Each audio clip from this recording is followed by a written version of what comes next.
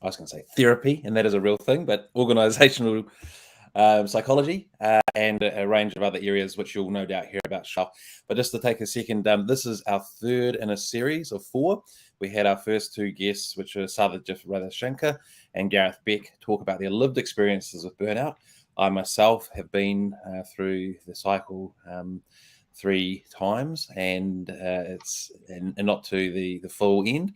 But this is why we're talking about it, to help shine a light on it, give people the exposure, awareness, and experience, and as through our series, some lived experiences. And now we're getting into the professional perspective with a psychologist here with Shaun. So thank you very much for being with us today, Shaun. Really appreciate it. How are you going?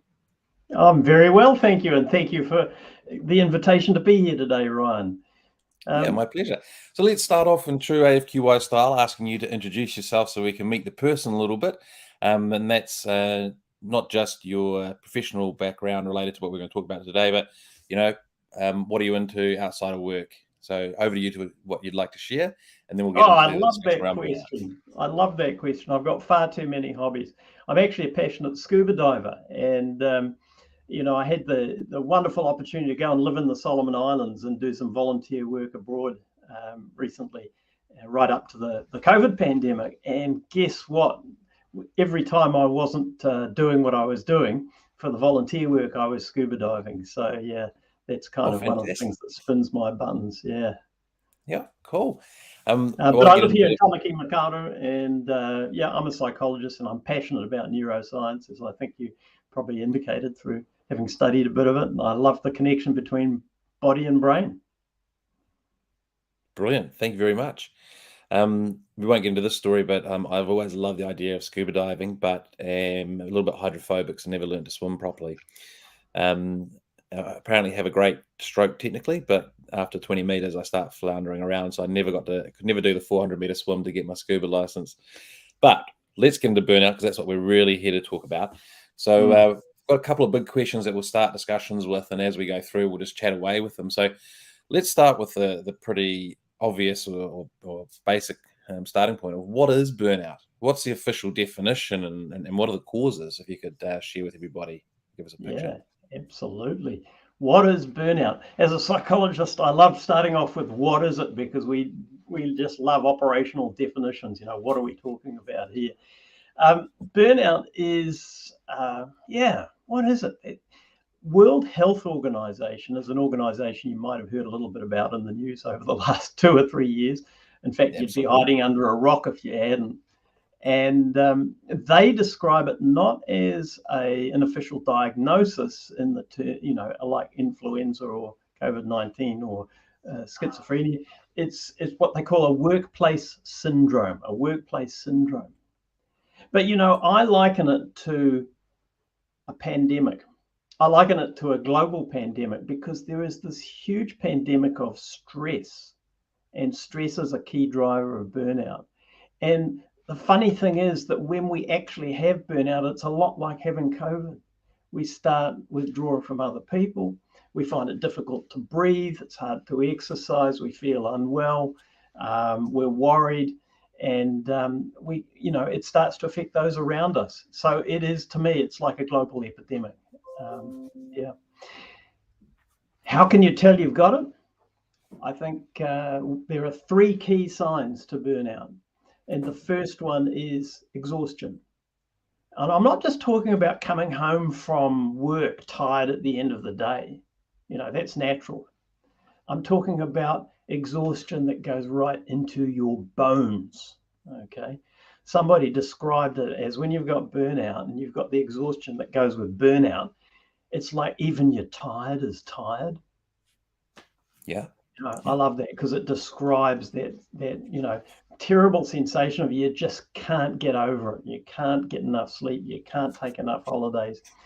The second key sign of burnout, and what it looks like, is you get this disengagement, cynicism, withdrawal from the organization.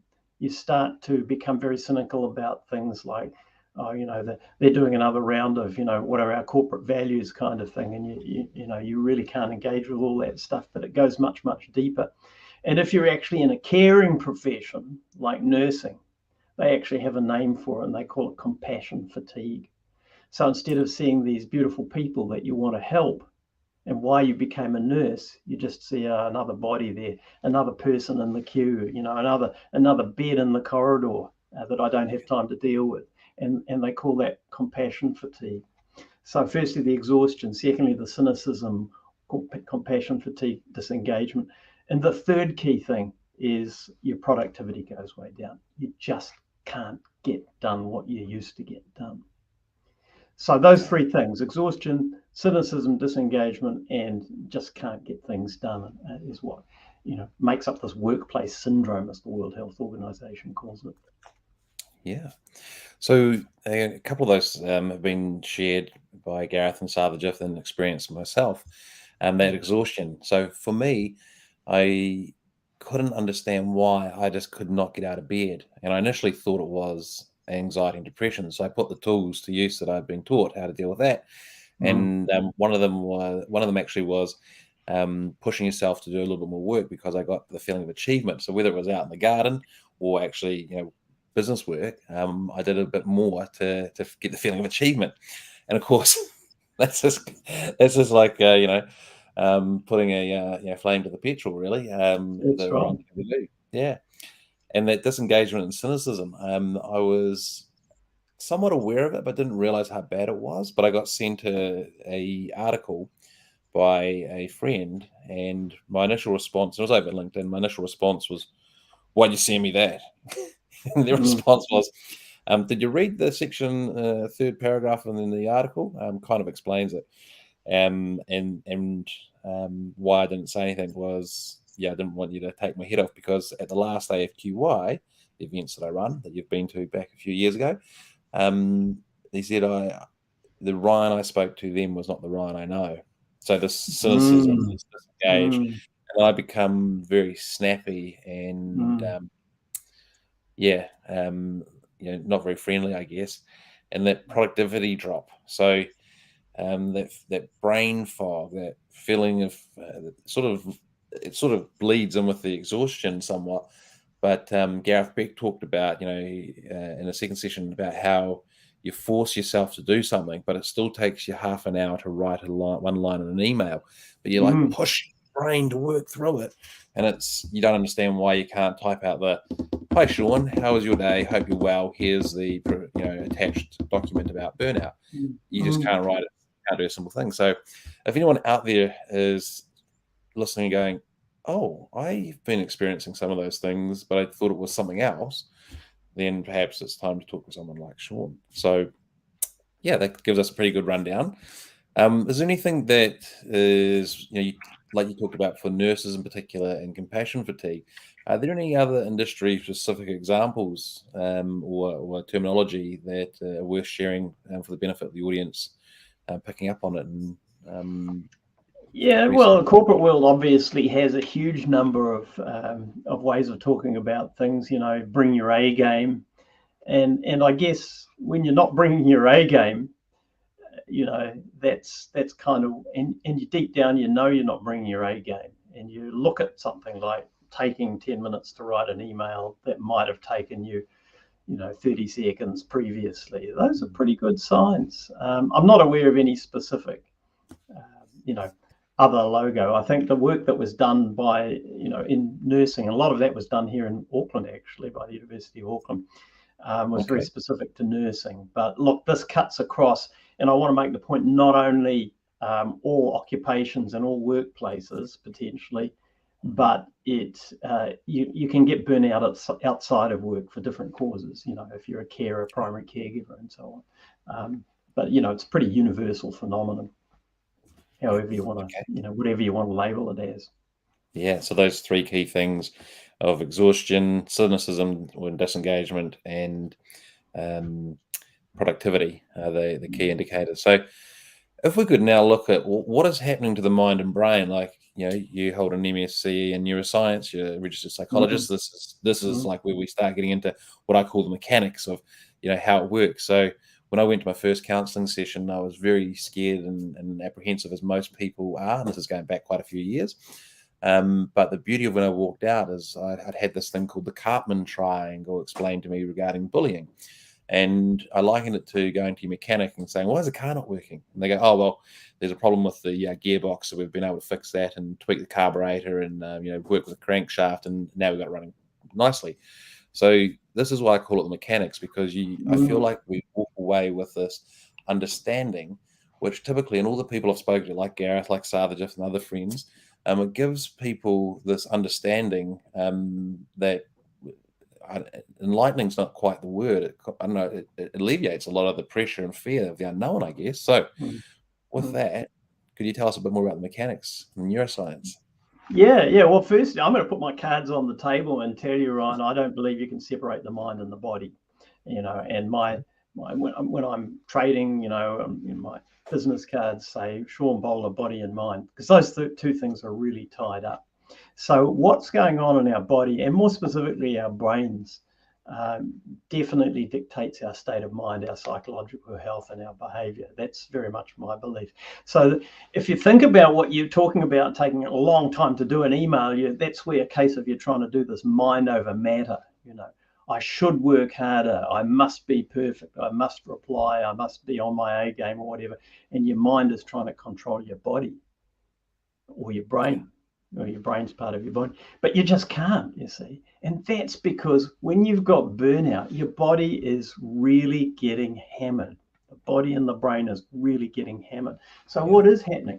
To understand what's happening with burnout in your body and your brain, you have to understand stress response. So I guess, Ryan, you'd understand the fight or flight response. That's something that pretty much most people have come across. So that's kind of like something happens, a stressor comes along, a car's coming when we don't expect it around the corner, and all of a sudden our heart rate goes up, our muscles tense up, and we get this release of adrenaline coursing through us, ready to fight, flight, do whatever we have to survive. Right? It's a very ancient reflex. Right? So that's what's happening on a daily basis when you're in stress. Now, then you add on another secondary stress response, and it's a slower stress response. But when those stresses keep going on and on and on, you get this thing called the hypothalamic pituitary axis, the HPA axis, which we shorten it to for obvious reasons, right? Starts to kick in. And this is like a much slower threat detection system. But when we've got this chronic fight or flight thing going on, the HPA axis kicks in and we start to release different hormones, not adrenaline, but cortisol. And what that does is it's our body's way of trying to say, hey, buddy, we're in a bit of a bind. We need to get out of this situation or change something and make it better, because otherwise we're going to die, right? And so these two reactions to stress, the fight or flight response, the HPA axis, and the release of this hormone cortisol, stress hormone, is preparing us to do our damnedest to change our environment or escape over a period of sustained stress. And that's what we call the allostatic load, the allostatic load. Now, allostasis, I'm getting really technical here. I hope this isn't too technical. I was going to say, I heard that word a few months ago, allostatic load. So I'm with you. I'm following. Good. It's not the same as Allosaurus then, the old dinosaur. Allostasis is when we are trying to adapt to this ongoing change in our environment. So it might be workplace bullying, unrealistic job requirements, whatever's the stresses are that's being triggered. And, some other stuff going on home as well. And so we're trying to adapt to it. But what happens with burnout is you just can't adapt to it. The stresses are too much. And so you get the state called allostatic overload. And that's what physically leads to the exhaustion, physically leads to the cynicism, physically leads to the withdrawal and disengagement, and physically leads to you physically can't get things done, the lack of productivity, cognitively and physically and all the rest of it. So this allostatic overload is what's going on, and it builds up over weeks and months. This isn't something that just happens in a day, you're burned out. It goes on and on and on. When you can't escape for it, that's what's going on. Now, also what happens is your body mass index goes up, your cholesterol goes up, You get sleep disturbances. Your brain starts to rewire in adaptation to the stress. And so you get all these changes going on, right? Yeah. And this is why, if you've got burnout, and we might come to this a bit later on, is you can't fix it overnight. It takes months. And sometimes in bad cases of burnout, it takes years to undo all that physical damage, right? Oh, really? Yeah, absolutely. Yeah. So, I mean, one of the things that I see as a practitioner is people say, well, we talk about it, we decide there's an element of burnout there. There's ways you can, come up with that kind of opinion. Yeah. But then people say, perhaps if I took 2 weeks off, things will be better. I could get back to full productivity. And you say, well, how long has this been going on? And they say 10 years. And you say, well, two weeks is going to undo all the rewiring that's gone on in your brain and body in reaction to this allostatic overload. No way. It might take you a year, 2 years to physically get over this. But the good news is you can undo and reverse a lot of the negative changes that are physically associated with burnout. That's really good to hear. So before we get on to that part, if I can say, when I mentioned at the beginning, I've been through 3 cycles. I'm actually currently in my 4th. Sorry to hear you might that. think maybe organising these 4 series about burnout was bloody stupid, adding it to my load of work. But I did that beforehand, and part of the situation is, one week I said to a client, while we're doing some work, and I said, and they know me, and I said, it feels like a switch is flicked. I really feel like I'm back to myself. I feel like I haven't felt like this for a long time, and that's why I know I'm back to being myself. I'm not, sort of on the journey towards it. I'm there. And I was so excited. And from that, I did 3 days from 8 o'clock in the morning to 12 o'clock at night, and then had a full weekend of doing work as well, not that much. And then went to an event and did social media commentary all through the day. And as I went through the day, it hit me, and I was writing posts. So I do the social commentary, writing posts, and I was writing a post about what the speaker has said, while listening to the speaker and people talking to me about how do you write posts and how do you do this and all this. And everything just came to that grinding halt. So that taking 10 minutes to write a single line in an email that we talked about before, it hit me, and I just saw my world come to a grinding halt, and I started to have the freak out, because I was like, what? This I thought I shouldn't be was. happening to me. Yeah. And I've now likened it to a hamstring, right? So you pull a hamstring, or you do your hamstring properly, and it's a bad one. Then you repair it and do your rehab, and then you say rugby is my thing, could be football, could be whatever, but you're sprinting and you just feel it tweak a little bit. Or sometimes so I kind of liken it to that, but it's something to do with the mind, with burnout, right? So I've now got really accustomed to, and have been doing a little bit of experiment. So yesterday I had a really light day and lots of connection with people and nature.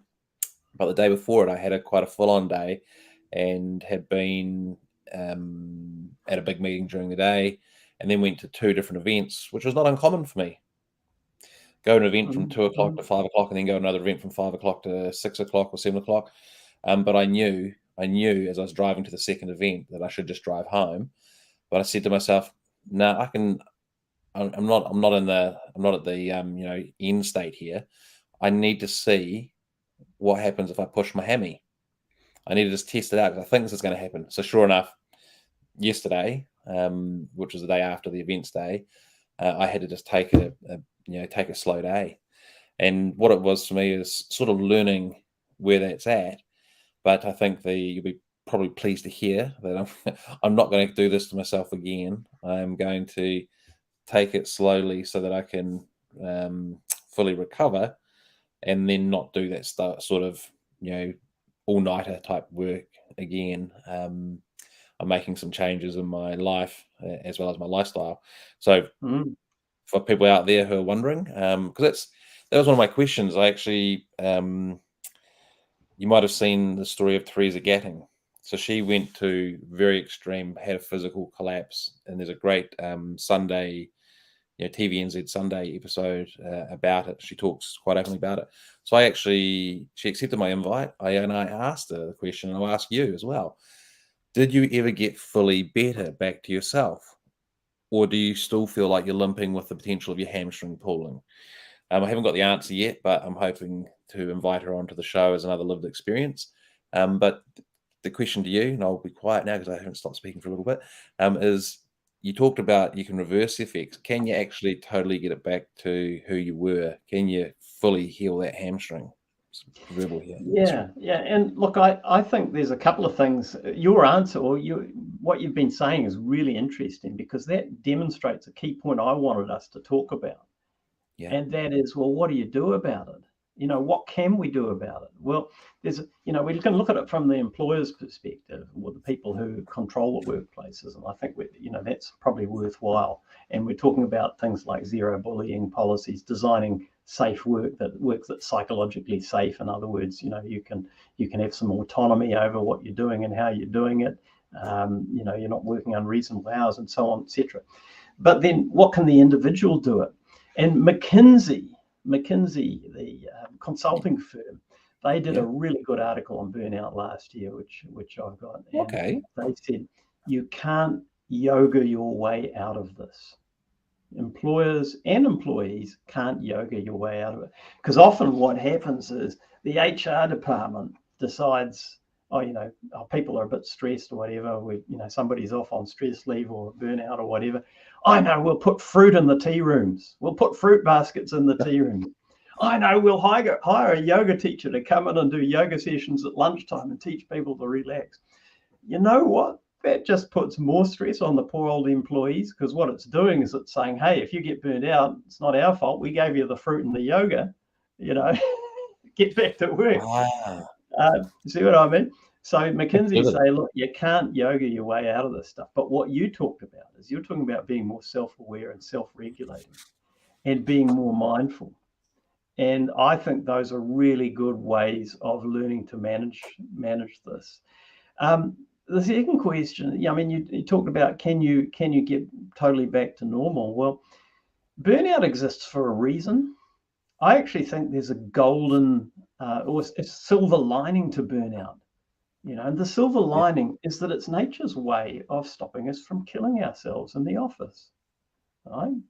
When we physically can't carry on working, it makes us withdraw and reassess, and we have to change something because something's not working. Whereas if we could just keep on working, we'd actually end up killing ourselves, working ourselves to death.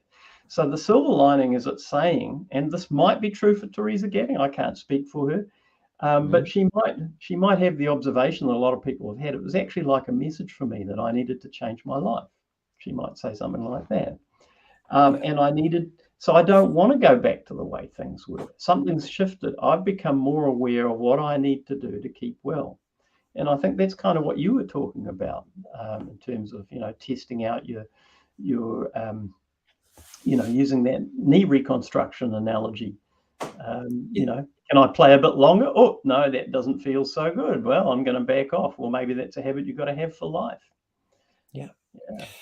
So one of the things I'm just trying to remember, because there's been a range of interesting points I wanted to cycle back on.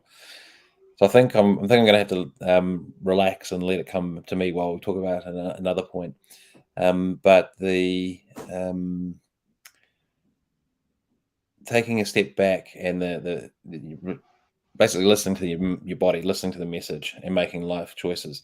So I have made some big changes. They haven't been announced yet, but if anyone who's watching this, there will be some major announcements coming out soon.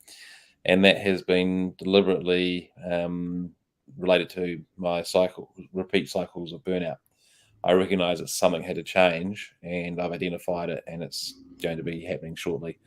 I'll tell you personally off camera, but I won't jump the gun in terms of what's going to be announced. But you can't ignore the message, people.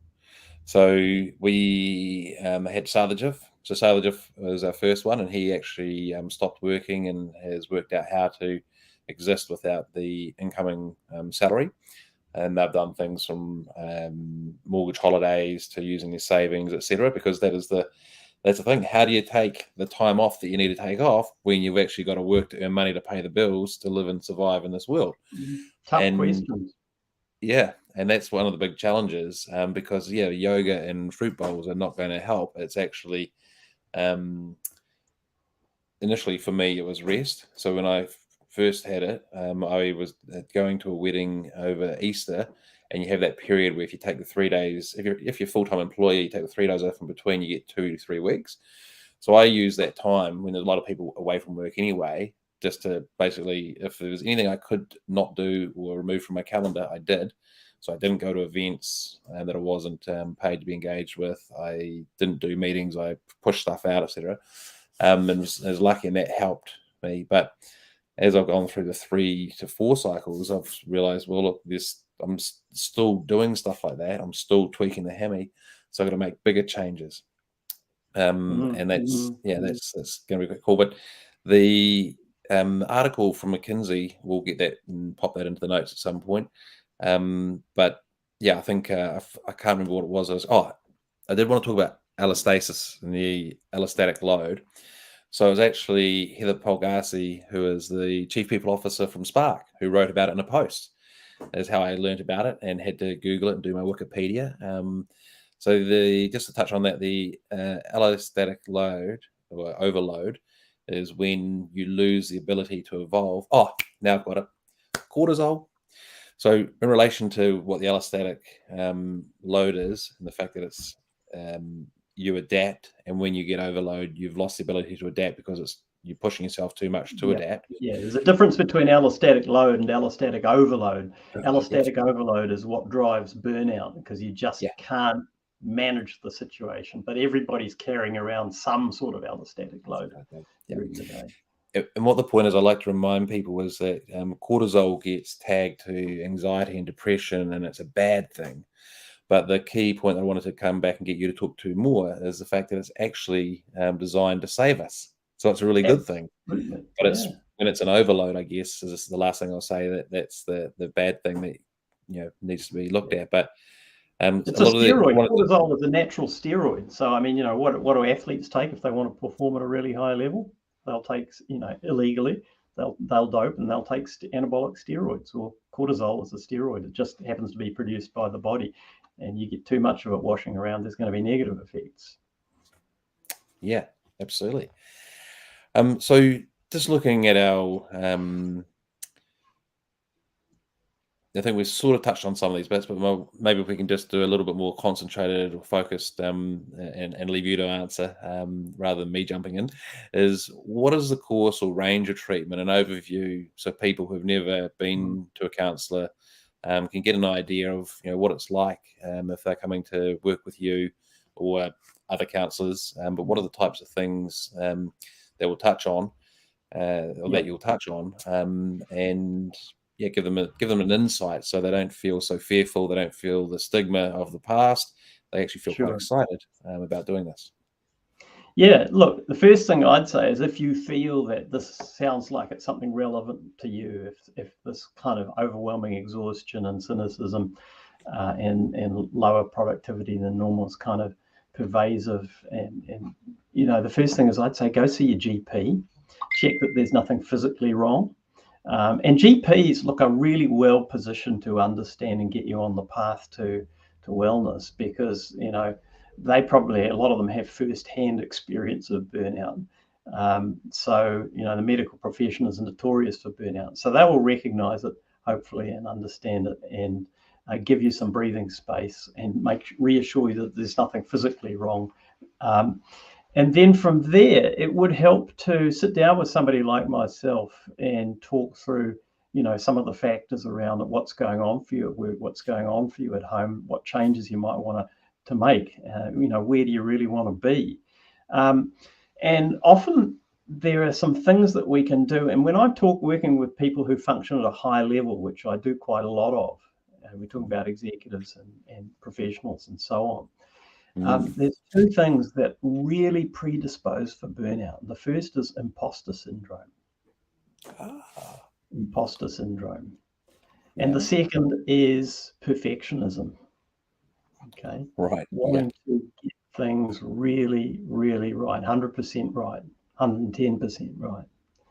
And those two things can predispose you hugely to burnout. Because with imposter syndrome, you're always trying to go harder because you're afraid of failing. You're afraid of being exposed for the fraud that this little negative voice in your head says that you are. So you just work harder and harder. And with perfectionism, it's kind of the same. You're desperate to get it 110% nailed. So you will give every project 110%. But the reality is that's a physical impossibility. There's only so many hours in the day. You've only got one body. It needs rest, recreation, fun, social connection. I think you mentioned all those protective, healthy habits factors. And so it's going to break down and you'll end up with burnout. So people who are perfectionists, conscientious, and people who have a little bit of imposter syndrome are the ones most predisposed to get it. The outlook is to change that thinking. Change that thinking that everything needs to be correct. Change that thinking that you are an imposter or a fraud, and that sooner or later you're going to get discovered. And that's where working with somebody like me who can, coach you through some of those issues is really useful. Absolutely. And it's interesting because, look, we've got our first comment. So I've been putting in comments and time stamping, and there's the first one from Sherry around imposter syndrome. Something that she relates to. And I know Sherry, she's worked as a CIO and tech leader and has talked at AFQI around some of the challenges of being a woman in the IT industry, which is 80% male. And of course, it's no surprise in any industry, the stats around women in the higher level roles and the board, etc. So yes, and I can imagine imposter syndrome there.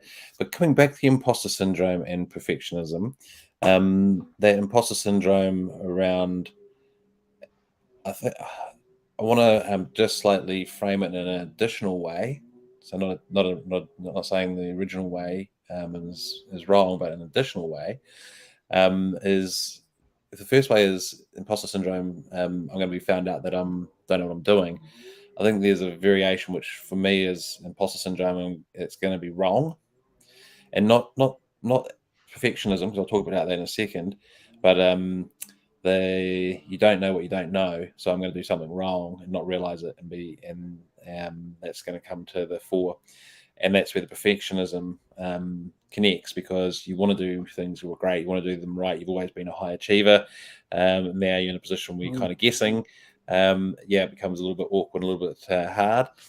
And here we've got another one. So Sandra's just joined, and I'm watching the numbers on my other screen over here. They've been quite high through the show, so it's good. There's lots of people watching, but no one asking questions. Maybe because I forgot at the beginning to say, feel free to ask questions and drop them into comments. Apologies, everyone. So do feel free to ask questions. But that's interesting. Those two things are a key part of it. So we're just sort of coming up. I just want to check time-wise. We're a couple of minutes over. Just want to check that you're okay for time, first of all, and that if you had potentially another 5 minutes, if that's okay. Yeah, if you're asking me, absolutely fine. I'm not sure about the audience, but it's great to see this interaction. I just wanted to say, if we've got another couple of minutes, one thing I'd like to say, Sherry, really appreciated you sharing that openly, because 66% of women in the workplace have experienced imposter syndrome, feeling a bit of a fraud in the last year. Okay. Wow. 50% of men. So it's not exclusively a female thing, but it does skew slightly female. But look, put it this way: most of us feel a fraud. It's kind of a universal thing. Okay. Yeah. And it's not good for this. That drives the conscientious, drives the perfectionism to a certain extent. And so we need to rewire ourselves and rewire some of that inner talk to allow ourselves to be more tolerant of being a little bit half-assed about the things that really don't matter. Yeah.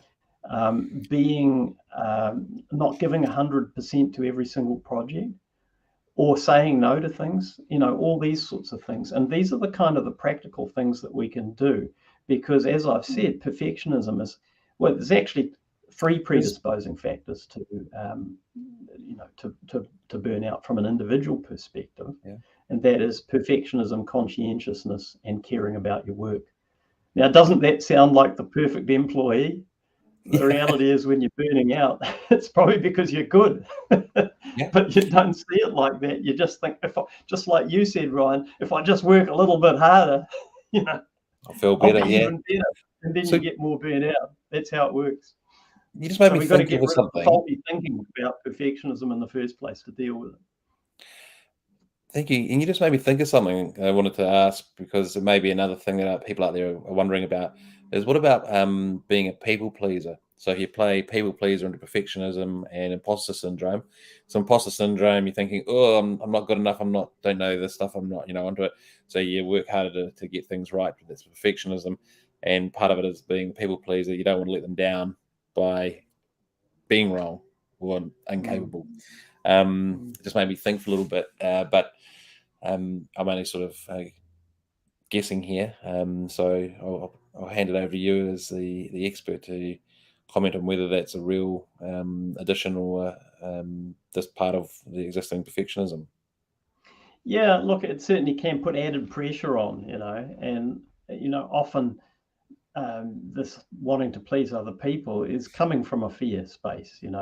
If I appease these people, then they'll just be a bit nicer to me. I'll just get a bit more acceptance and so on. Yeah. And a lot of this relates to the core beliefs of who we are, which is why psychology is really well placed to help people work through something like burnout, because we deal with things like core beliefs. Do you need to please everybody? Why? And what are your automatic thoughts when it comes to how well you need to do something? Are you going to be a failure if you do something wrong? Does that going to reflect badly on your whole personality?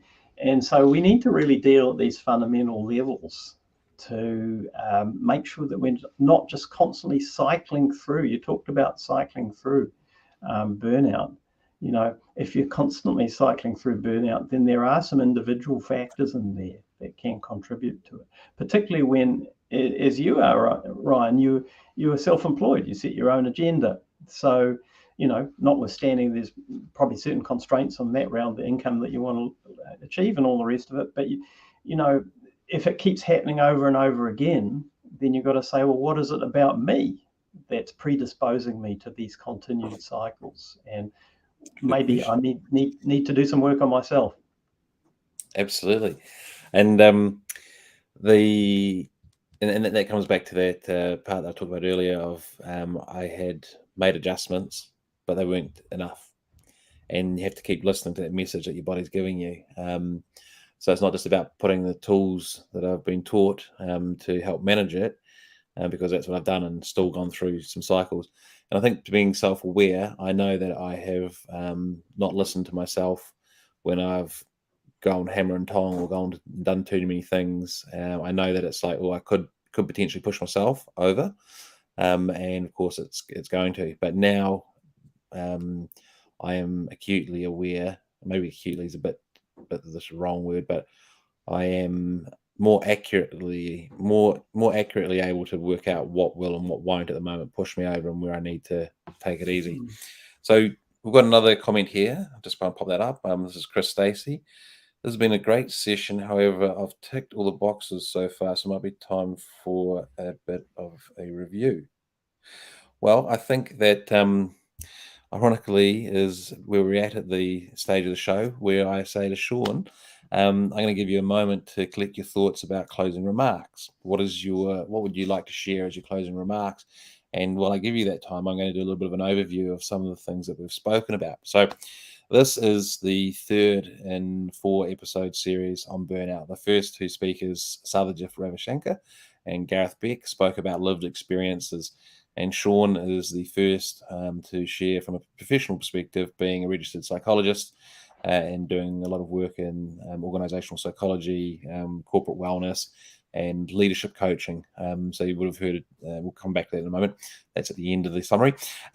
So coming back to the beginning, we first looked at what a definition of burnout was and how people could recognize it, and the three elements, which are exhaustion, cynicism or disengagement, and I think this exhaustion was the third one. I'm thinking of the first. Hang on, I've got them right here in my notes. Exhaustion, cynicism, and decreased productivity. Finding it hard to get things, like wading through treacle. Yeah. And then we looked at what are the things that people can do in terms of how they can manage it, how they can work with professionals, and have then looked at some of the finer bits and pieces around two of the aspects that are predispositions around perfectionism and imposter syndrome, and how they play into creating or a person who suffers from those, or I'll just say suffers with those, maybe not the best words, but how that all comes together as part of the burnout picture. And now come back to you, Shaun, in terms of your closing remarks, and give us your final thoughts for everybody out there around burnout from the professional perspective, please. Sure. Look, I'd say burnout comes from, I can't overemphasize how long it takes for burnout to build up. We're built for peak performance, for short sprints. But if this is something that's been building, and you recognize some of the things that we've been talking about through this series or through this particular session, I would say do reach out and don't expect to just wave a magic wand and turn it around. You need to spend some serious time looking at the patterns that got you to where you are. And if you're highly successful, it might have been 20 years or 30 years of patterns. And so that takes a lot of unwiring to learn this kind of self-habits and self-awareness that Ryan's talking about. You need a guide. First, check out whether it's anything physical with your GP, but then also think about who that guide's going to be to help you start to unlearn some of the stuff that got you into the situation in the first place. Well said. Thank you very much. And that's it. I didn't realize that 20 to 30 years though, so I'm going to come back to that because I thought it was just, for me, it was all related to running an events business during COVID and being primary carer and a few other challenges in life. When I think about it, can be take just a couple of years to develop burnout. But the point I was making is that if it's actually been part of a pattern that's been going on for much longer, it's going to take a length of time to unwind anyway. Yeah. So, and I think you can get burnt out in a year. Some of the changes I've been making around it is actually to my personality, of how I'm like, oh, that's really interesting, I'll go and have a look at that. Oh, that's really cool, I'll go and have a look at that. And people actually have a word for it now. They call it a multi-potentialite, where a person likes doing a lot of things.